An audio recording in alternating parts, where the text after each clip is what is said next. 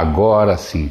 Caríssimos, raríssimos, me permitam entrar aqui um pouco, fazer parte do seu dia, entrar nesse seu espaço pessoal, mas eu quero compartilhar alguma coisa, compartilhar com vocês uma coisa que torna os meus dias realmente muito maiores. A gente está aqui condenado temporariamente a esse isolamento forçado, né? A gente está privado do contato com pessoas, a gente está privado de tantas coisas que a gente faz coletivamente que são tão legais.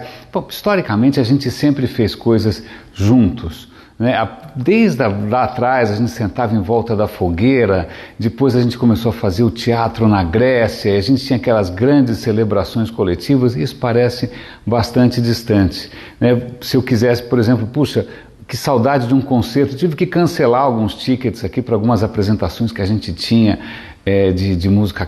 Esquece, isso no momento acabou. É lógico que você consegue, de uma certa maneira, trazer para dentro da sua casa, trazer para dentro do seu universo algumas coisas que você perdeu. Atrás de mim, eu estou parado aqui, não é por acaso, é de propósito, tem uma coisa absolutamente anacrônica que muitos de vocês talvez nunca tenham visto. 3, 2, 1... um aparelho de som. Pois bem, lá atrás, quando você queria trazer para dentro da sua sala, para dentro da sua casa, uma orquestra, um show, você comprava um aparelho de som, que era um trambolho, que você colocava no meio da sua sala e todo mundo ouvia junto. Tá? Eu acho que uma das maiores revoluções em termos de comportamento, em termos de criação do que a gente poderia chamar de indivíduo, né? Aquele cara que em princípio escolhe as suas próprias coisas e cria o seu próprio universo, não foi necessariamente esse aparelho, mas sim, vamos ver se eu acho aqui, um fone de ouvido. Eu acho que o fone de ouvido é uma revolução comportamental que começou muito antes dos smartphones, começou lá atrás com os primeiros radinhos de bolso, depois com o Walkman da Sony, que você realmente podia carregar sua música no bolso.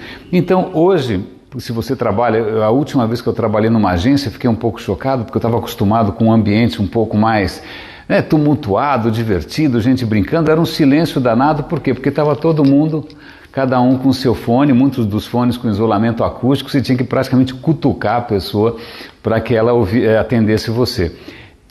Isso permitiu que a gente criasse um espaço pessoal, individual, você ouve o que você quer, certo? É lógico que isso acabou tomando outra figura quando você pega foninhos desse tamanho aqui, né, muito tranquilo, e vai ouvindo as coisas que você quer, certo? Certo. Eu até vou compartilhar uma dica, foi uma descoberta que eu fiz recentemente. O que é isso aqui?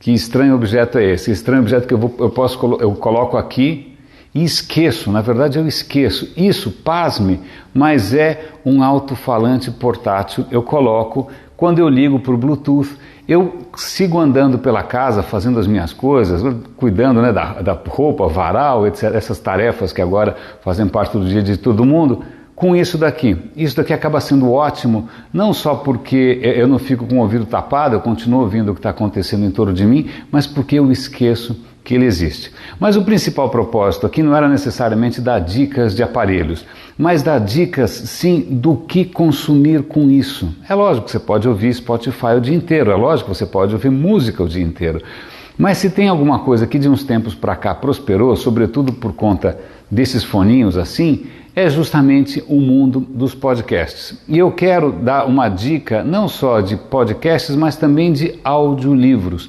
Eu sempre adorei audiolivros, sempre.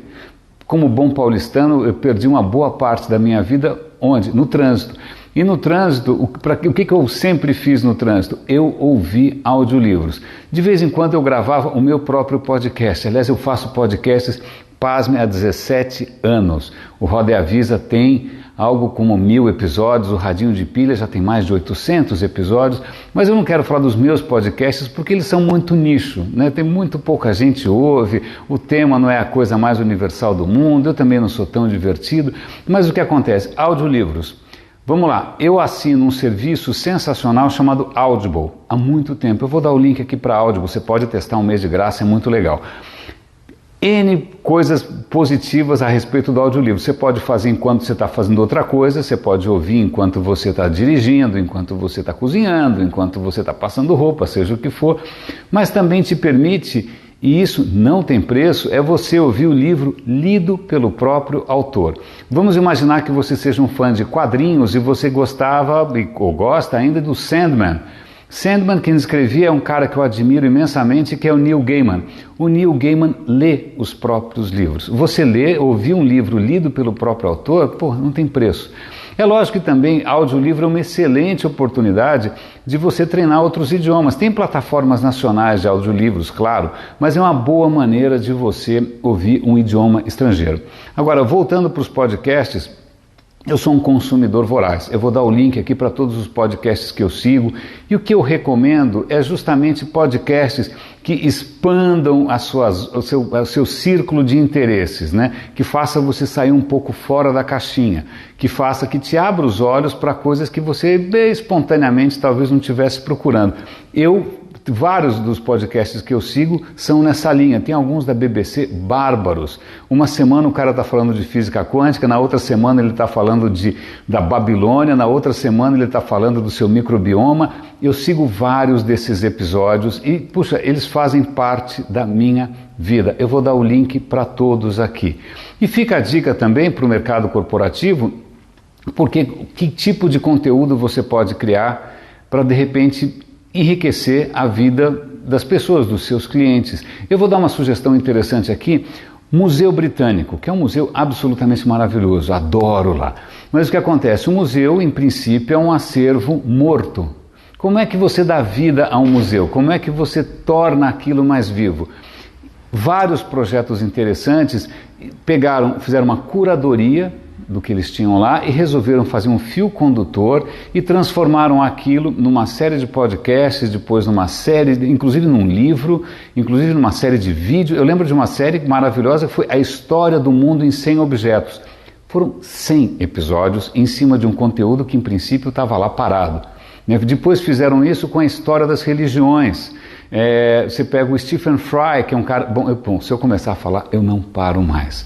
Então, vamos fazer o seguinte, eu vou dar uma dica para vocês da Audible, que já é legal, ou qualquer outro provedor nacional de audiolivros, certamente tem bons por aí, mas eu vou compartilhar os podcasts que eu sigo, tá? Inclusive, alguns deles são muito bons para insônia. Eu descobri o podcast mais sonífero de todos os tempos, é um podcast alemão que se chama assim, Notícias Lidas Lentamente, em alemão. Se você não entrar em coma profundo depois de 30 segundos de alguém lendo, né, o noticiário com uma voz sonífera, nada mais pode te salvar. Mas ficam as dicas aqui, eu continuo produzindo Roda e Avisa, esse vídeo vai fazer parte do Roda e Avisa, eu continuo produzindo diariamente o radinhodepilha.com, não é monetizado, não é comercial, é 100% orgânico, mas é uma maneira, inclusive, não só de eu compartilhar aquilo que eu estou aprendendo, mas também de me sentir conectado a pessoas parecidas, a pessoas que têm a mesma inquietude, a mesma fome, a mesma curiosidade. Muito obrigado pelo tempo de vocês, muito obrigado pela atenção, espero ter tornado o teu dia a dia aí um pouco menos só. Um grande abraço e até a próxima.